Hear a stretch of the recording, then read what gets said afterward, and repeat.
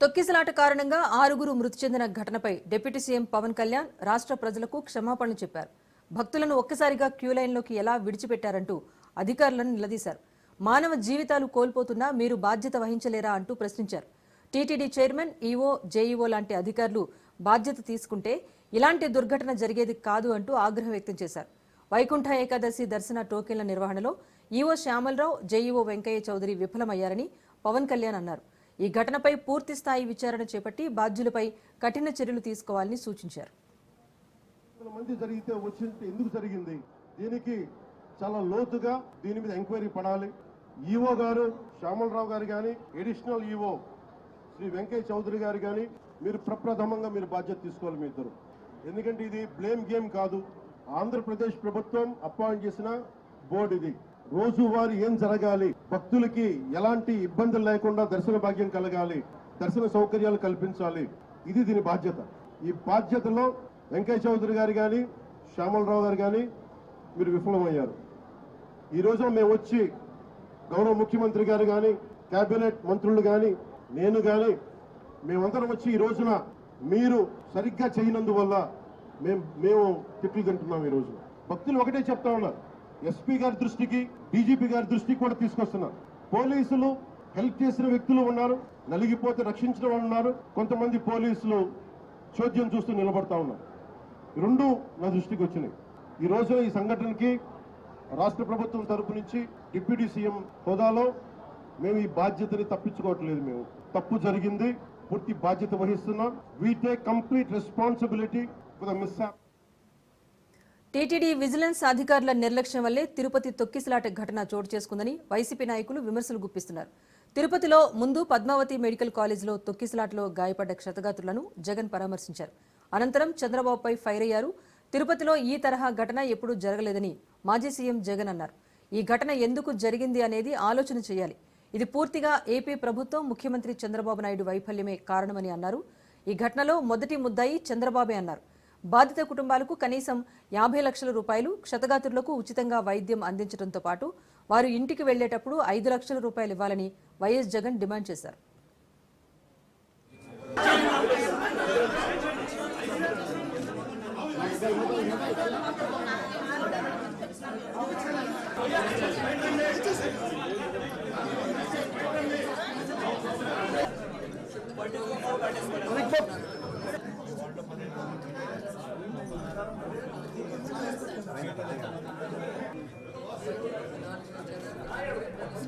నలుగురే పోలీసులు ఉన్నారు 4000 జనానికి.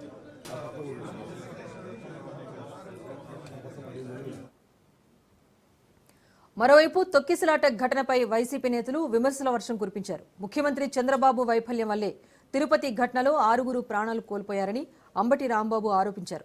నిర్లక్ష్యం ఇదే విధంగా కొనసాగితే భవిష్యత్తులో మరిన్ని ప్రమాదాలు సంభవిస్తాయన్నారు. చంద్రబాబు ఎప్పుడు అధికారంలోకి వచ్చినా చావులే ఉంటాయి అంటూ మాజీ మంత్రి రోజా తీవ్ర వ్యాఖ్యలు చేశారు. మరోవైపు టీటీడీ తప్పిదం వల్లే ఇలాంటి ఘటన జరిగిందని భూమన అన్నారు. చంద్రబాబు నాయుడు గారిని నేను గట్టిగా డిమాండ్ చేస్తా ఉన్నా, ఇది ప్రభుత్వం చేసిన తప్పు. ప్రభుత్వం తప్పిదం వల్ల ఈ ఇన్సిడెంట్ జరిగింది. ప్రభుత్వం పూర్తిగా బాధ్యత తీసుకోవాలి. చనిపోయిన వాళ్ళకి కనీసం ప్రతి ఒక్కరికి కూడా గవర్నమెంట్ బాధ్యత తీసుకొని ప్రతి ఒక్కరికి కూడా కనీసం అంటే ప్రతి ఒక్కరికి 50 లక్షల రూపాయలు కనీసం ఎక్స్గ్రేషియా ఇవ్వాల్సిన అవసరం ఉంది. దీంట్లో బాధ్యులు చంద్రబాబు నాయుడు గారు, టీటీడీ చైర్మన్ గారు, TTD EO, TTD additional EO. ఎందుకంటే వీళ్ళే ఎంతమందిని ప్రవేశింపజేయాలి అని చెప్పి వీళ్ళు ఆదేశాలు ఇస్తారు కాబట్టి వీళ్ళు కూడా బాధ్యులు. అదేవిధంగా ఎస్పీ, కలెక్టరు వీళ్ళు కూడా ఈక్వలీ రెస్పాన్సిబుల్ పీపుల్. మొత్తం పోలీస్ డిపార్ట్మెంట్లు లేకుండా చేసి పోలీస్ డిపార్ట్మెంట్ పలసగా అక్కడ పెట్టి ఈ చావులకు కారణమైన వీళ్ళందరి మీద కూడా యాక్షన్ తీసుకోవాల్సిన అవసరం ఉంది. వైకుంఠ ఏకాదశి నాడు స్వామివారి దర్శనం చేసుకుందాము అనే ఆలోచనతో వచ్చినటువంటి భక్తులకు తిరుమల తిరుపతి దేవస్థాన నిర్వాహకం కారణంగా వాళ్ళు ఒక రోజు ముందే నేరుగా వైకుంఠానికే వాళ్లను సాగనంపినట్టుగా ఈ ప్రభుత్వం చేపట్టినటువంటి చర్య వలన జరిగింది. చంద్రబాబు నాయుడు గారు ఆర్భాటం ఎక్కువ, ఆచరణ తక్కువ.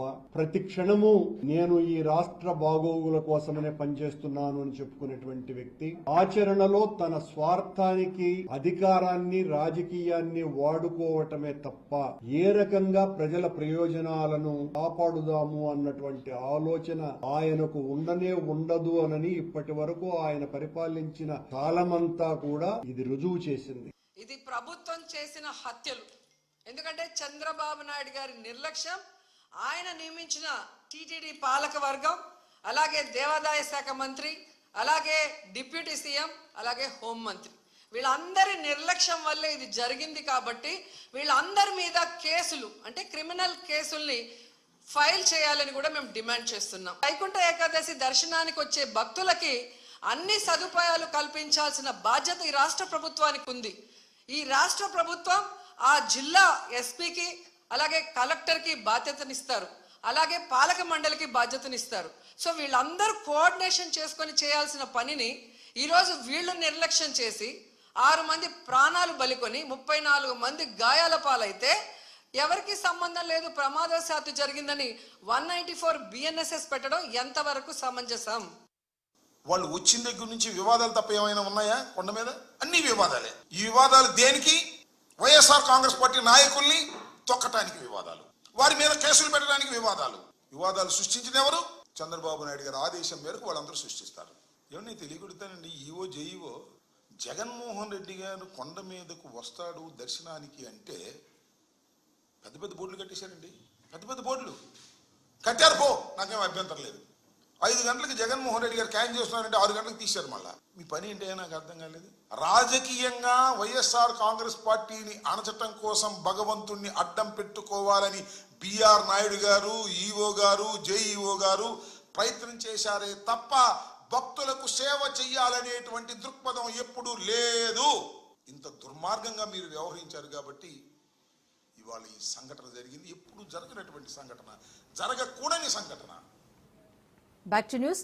ఫార్ములా ఈ రేస్ వ్యవహారంలో ఏసీబీ విచారణ ముగిసింది. దాదాపు 7 గంటల పాటు కేటీఆర్ను ఏసీబీ అధికారులు ప్రశ్నించారు. 3 అధికారుల బృందం ప్రశ్నల వర్షం కురిపించింది. దానకిషోర్, అరవింద్ కుమార్ స్టేట్మెంట్ల ఆధారంగా కేటీఆర్ను ఏసీబీ అధికారుల బృందం విచారించింది.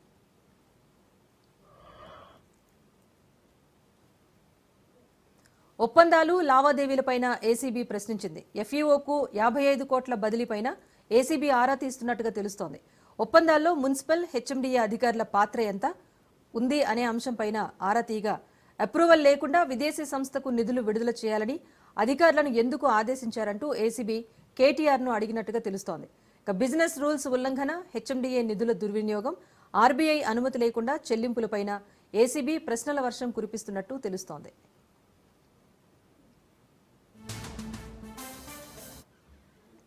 ఇదిలా ఉండగా ఏసీబీ అధికారులు అడిగిన అన్ని ప్రశ్నలకు సమాధానాలు ఇచ్చారని కేటీఆర్ తెలిపారు. అధికారులకు అన్ని విధాలా సహకరించారని, విచారణకు ఎన్నిసార్లు పిలిచినా హాజరవుతారన్నారు. ఇదొక చెత్త కేసని దర్యాప్తు అధికారులకు తెలిపినట్టు కేటీఆర్ చెప్పారు. 4 ప్రశ్నలనే 40 రకాలుగా ప్రశ్నించారంటూ ఎద్దేవా చేశారు. ఏసీబీ అధికారులు కొత్త ప్రశ్నలు ఏమీ అడగలేదన్నారు. ఇది రాజకీయ కక్షపూరిత కేసని అధికారులకు చెప్పినట్టుగా తెలిపారు కేటీఆర్. పైసలు పంపాను అని తానే చెబుతున్నానని, ఆ డబ్బులు వచ్చాయని వాళ్లు చెబుతున్నారని, అలాంటప్పుడు ఇందులో అవినీతి ఎక్కడ జరిగిందంటూ ప్రశ్నించారు కేటీఆర్.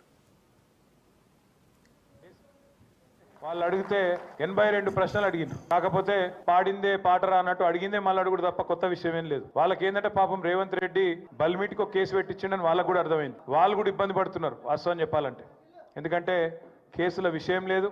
ఫార్ములా ఈ రేస్ అనే ఒక ఈవెంట్ని హైదరాబాద్నే ఉంచాలి, కష్టపడి తెచ్చినాం ఇండియాకు, మొదటిసారి భారతదేశానికి. ఇక్కడనే ఉండాలి, ఇక్కడ ఉంటేనే మన రాష్ట్రానికి పెట్టుబడులు తెచ్చుట్ల కానీ భవిష్యత్తులో ఎలక్ట్రిక్ వాహనాలకు హైదరాబాద్ను, తెలంగాణను ఒక ప్రధానమైన స్థావరంగా ప్రపంచంలో తయారు చేయాలనే ఒక విజన్తో చేసిన పని తప్ప ఇలా పైసలు, అవినీతి అలాంటి గలీజు పనులు రేవంత్ రెడ్డి చేస్తారు తప్ప మేము చేయము. కేసు పెట్టినరు, విచారణ చేస్తున్నారు, పర్వాలేదు. ఇట్లాంటి కేసులు ఇంకొక 100 పెట్టినా ఎదుర్కొంటాం. కానీ వాళ్ళకు ఇంకొకటి కూడా నేను చెప్పిన, మీరు మీ ప్రభుత్వం ఎన్ని కేసులు పెట్టినా, ఎన్ని రకాల ప్రయత్నాలు చేసినా కేసీఆర్ గారి సైనికులుగా మేము మాత్రం ఖచ్చితంగా ఈ సంవత్సరం మొత్తం ప్రజా సమస్యల గురించే మాట్లాడతాం, ప్రజల గురించే మాట్లాడతాం. మీరు ఎత్తగొట్టిన రైతు భరోసా గురించి మాట్లాడతాం, మీరు ఇయ్యని 4000 పెన్షన్ గురించి మాట్లాడతాం, మీరు ఇస్తానని చెప్పి మోసం చేసిన మహాలక్ష్మి 2500 రూపాయల గురించి మాట్లాడతాం, మీరు ఇస్తానని మోసం చేసిన 2 లక్షల ఉద్యోగాలు మా పిల్లల గురించి మాట్లాడతాం.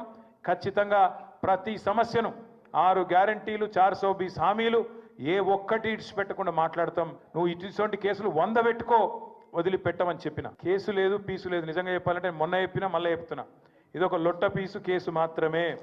ఇంట్లో ఏమీ లేదు. వీడికెళ్ళి పైసా పోయింది, ఆడ పైసా ఉన్నది. ఇక అవినీతి ఎక్కడ జరిగిందిరా అంటే వాళ్ళు ఒక్కొక్కరు నీళ్ళు మింగుతున్నారు. అందుకే అడుగుతున్నా నేను రేవంత్ రెడ్డి గారిని, నీకు పైశాచికానందం ఉంది, అర్జెంటుగా నేను జైలుకు పోయినా కాబట్టి అందరినీ జైలుకు పంపాలి అని నీకు ఆనందం. నేనేమో విదేశాలు తిరిగి పెట్టుబడులు తెచ్చినా కాబట్టి నాకేమో విదేశాల స్థాయిలో మన రాష్ట్రం, మన దేశం డెవలప్ కావాలని నాకుంది. నీకు మాకు తేడా అది. ప్రపంచ పటంలో హైదరాబాద్ని పెట్టాలి, తెలంగాణను పెట్టాలన్నది మా నాయకుడు కేసీఆర్ కమిట్మెంటు, మా కమిట్మెంటు. మేము నీలాగా 50 లక్షల రూపాయలతో దొరికిన దొంగలం కాదు, నీలాగా లుచ్చా పనులు చేసిన వాళ్ళం కాదు. నీకు భయపడేటోడు ఎవడు బీఆర్ఎస్ పార్టీలో తెలంగాణలో లేడు. మీరు చూస్తుండ్రు, నేను చెప్పుడు కాదు, మీరు చూస్తుండ్రు. రాష్ట్రంలో ఎవడు కూడా రేవంత్ రెడ్డిని ముఖ్యమంత్రి కిందనే చూస్తలేడు. మీరు ఇక అంటే మళ్ళీ ఇంకొని కేసు పెడతాడు, వాని లోపలెత్తాడు. నేను అనా ఆయన ఎవరో మర్చిపోయిండు పేరు అని నేను అనా. నేను ఏమంటున్నానంటే నిన్ను ఎవడు గుర్తే పడతలేడు, నేనేం చేస్తాను దానికి? సంవత్సరం తర్వాత కూడా నేను ఎవడు దేకపోతే నేనేం చేయాలి దానికి? వాడు ఎవడు ఏమనుకున్నా సరే ఇది లొట్ట పీస్ కేసే, వీడు ఒక లొట్ట పీసు ముఖ్యమంత్రి. బరాబర్ కొట్లాడదాం, గట్టిగా ముందుకోదాం. కేటీఆర్ కు సుప్రీంకోర్టులో ఊరట దక్కలేదు. ముందస్తు బెయిల్ కోసం సుప్రీంకోర్టు నిరాకరించింది. క్వాష్ పిటిషన్ను రేపు విచారణకు తీసుకోవడానికి నిరాకరించిన న్యాయస్థానం ఈ నెల 15న కేటీఆర్ పిటిషన్ పైన విచారించనుంది.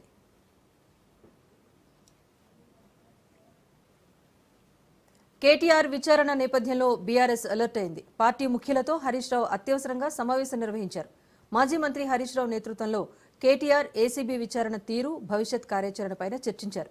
తెలంగాణ భవన్లో పార్టీ నేతలకు మానిటరింగ్ చేశారు.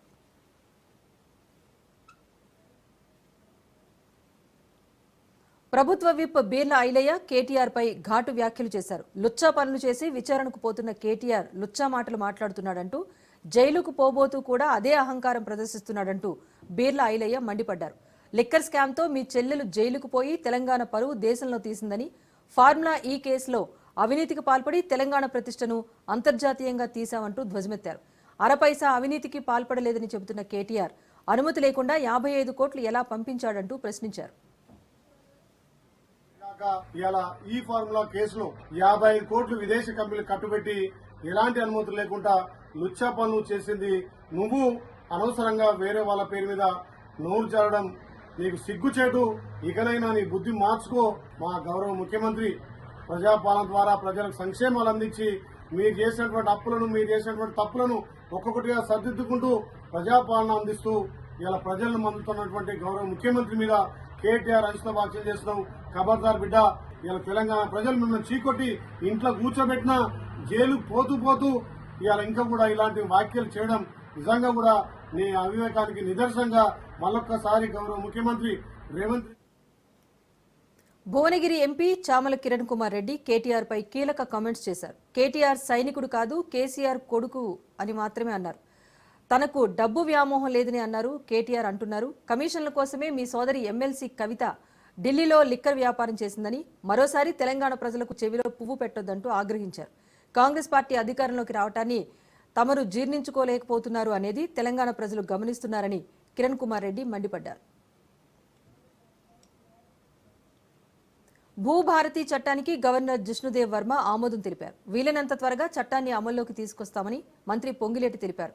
భూ సమస్యల శాశ్వత పరిష్కారానికి భూభారతి చట్టాన్ని తెచ్చామన్నారు. ప్రజలకు మెరుగైన రెవెన్యూ సేవలు అందిస్తామన్నారు.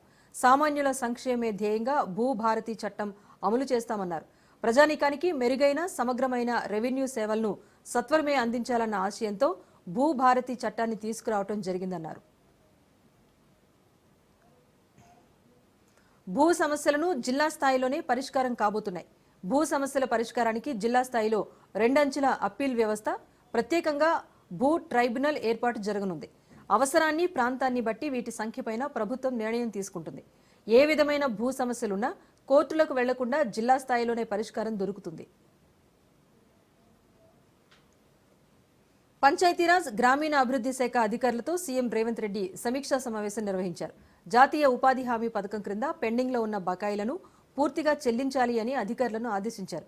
గ్రీన్ ఛానల్ ద్వారా గ్రామస్థాయి ఉద్యోగుల జీతాలను ప్రతి నెల ఎప్పటికప్పుడు చెల్లించాలని సూచించారు సీఎం. ఇక నుంచి ప్రభుత్వ ఉద్యోగుల జీతాలతో పాటు గ్రామస్థాయి ఉద్యోగులకు జీతాలు చెల్లించేలా చర్యలు తీసుకోవాలన్నారు. వనపర్తి జిల్లా గోపాల్పేట మండలం ఏదుట్లలో నూతనంగా ఏర్పాటు చేసిన విద్యుత్ ఉప కేంద్రాన్ని ఉప ముఖ్యమంత్రి భట్టి విక్రమార్క ప్రారంభించారు. ప్రతిపక్ష పార్టీలు ఎన్ని కుట్రలు పన్నినా సంక్షేమ పథకాల అమలు మాత్రం ఆగదని భట్టి విక్రమార్క స్పష్టం చేశారు. రాష్ట్ర ప్రభుత్వం రైతుల సంక్షేమానికి పెద్దపీట వేసిందని, రైతుల ఖాతాల్లో రైతు భరోసా నిధులను జమ చేస్తామన్నారు. ప్రభుత్వ పథకాలను కార్యకర్తలు క్షేత్రస్థాయిలోకి తీసుకువెళ్లాలని భట్టి విక్రమార్క సూచించారు.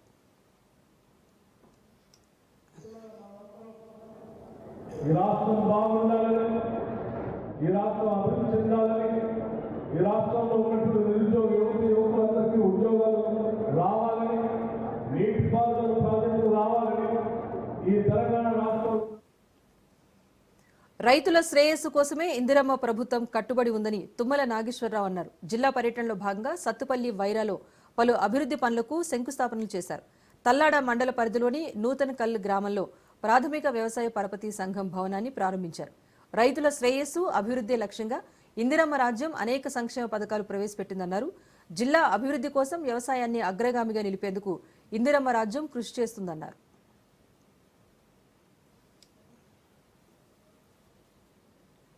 రంగారెడ్డి జిల్లా మహేశ్వరం నియోజకవర్గంలోని పడమటి తండాలో గ్రామ పంచాయతీ బిల్డింగ్ ప్రారంభోత్సవ వేడుకలో ఎమ్మెల్యే సబితా ఇంద్రారెడ్డికి చేదు అనుభవం ఎదురైంది. శిలాఫలకంపై మంత్రి శ్రీధరబాబు పేరు ఉండగా ఆయన రాకుండానే ప్రారంభోత్సవం ఎలా చేస్తారు అంటూ కాంగ్రెస్ కార్యకర్తలు ఆందోళనకు దిగారు. ఈ ఘటనలో కాంగ్రెస్ టీఆర్ఎస్ కార్యకర్తలకు వాగ్వాదం జరగ్గా ఉద్రిక్తత నెలకొంది. దీంతో పోలీసులు రంగంలోకి దిగి గొడవను సద్దుమణిగించే ప్రయత్నం చేశారు.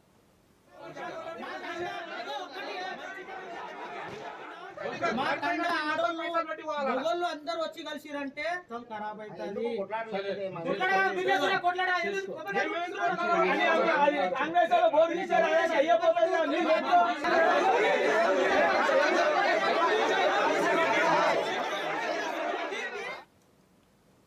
ఏపీ డిప్యూటీ స్పీకర్ రఘురామకృష్ణరాజు పైన కస్టోడియల్ టార్చర్ కేసులో ప్రైవేట్ వ్యక్తి కామిపల్లి తులసిబాబును అరెస్ట్ చేశారు. 6 గంటల పాటు కామిపల్లి తులసిబాబును కేసు విచారణ అధికారి ప్రకాశం జిల్లా ఎస్పీ దామోదర్ విచారించారు. రఘురామకృష్ణరాజుపై గుండెలపై కూర్చొని టార్చర్ చేశాడు అంటూ తులసిబాబు అభియోగాలను ఎదుర్కొంటున్నారు. ఆయనతో రిమాండ్లో ఉన్న రిటైర్డ్ ఏఎస్పీ విజయపాల్తో పాటు కలిసి తులసిబాబును విచారించారు. విచారణ అనంతరం తులసిబాబును అరెస్ట్ చేసినట్టు ప్రకటించారు. వైద్య పరీక్షల అనంతరం ఆయన్ను గుంటూరు కోర్టులో హాజరుపరచనున్నారు. మరోవైపు RRR కస్టోడియల్ టార్చర్ సమయంలో తులసిబాబు గుండెలపై కూర్చొని టార్చర్ చేశాడనే ఆరోపణలున్నాయి.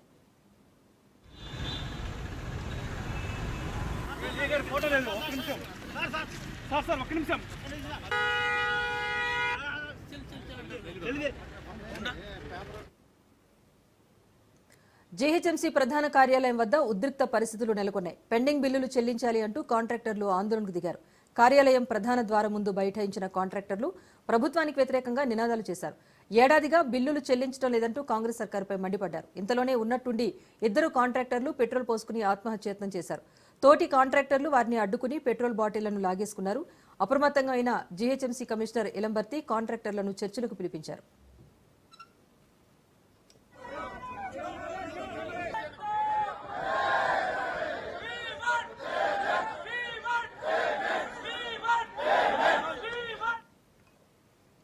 రంగారెడ్డి జిల్లా రాజేంద్ర నగర్లో అక్రమ నిర్మాణాలను అధికారులు కూల్చివేశారు. దేవాదాయ శాఖ ఆధ్వర్యంలో కూల్చివేతలు జరిగాయి.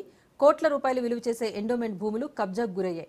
4 ఎకరాల్లో అక్రమ నిర్మాణాలు వెలిశాయి. దీంతో పోలీసు బందోబస్తు మధ్య అక్రమ నిర్మాణాలను కూల్చివేశారు అధికారులు. అదే సమయంలో స్థానికులు అధికారులకు మధ్య తీవ్ర వాగ్వాదం జరిగింది.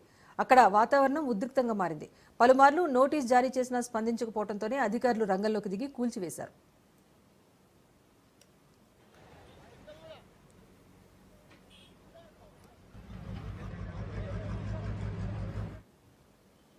సంక్రాంతి పండుగకు స్వస్థలాలకు వెళ్లేందుకు ఏపీఎస్ఆర్టీసీ ప్రయాణికులకు ప్రత్యేక బస్సులను ఏర్పాటు చేసింది. ముందుగానే టికెట్స్ బుక్ చేసుకుంటే 10% రిజర్వేషన్ అవకాశం కూడా కల్పిస్తోంది. 13వ తేదీ వరకు 1314 బస్సులు, 13వ తేదీ నుంచి 16వ తేదీ వరకు హైదరాబాద్కు 621 బస్సులు నడుస్తాయని చీఫ్ ట్రాఫిక్ మేనేజర్ శ్రీనివాస్ తెలిపారు.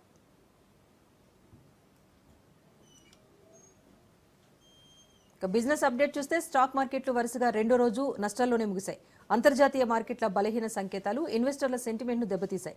ట్రేడింగ్ ముగిసే సమయానికి సెన్సెక్స్ 528 పాయింట్లు నష్టపోయి 77,620 పాయింట్లకు దిగజారింది. అటు నిఫ్టీ 162 పాయింట్లు కోల్పోయి 23,526 పాయింట్ల వద్ద స్థిరపడింది.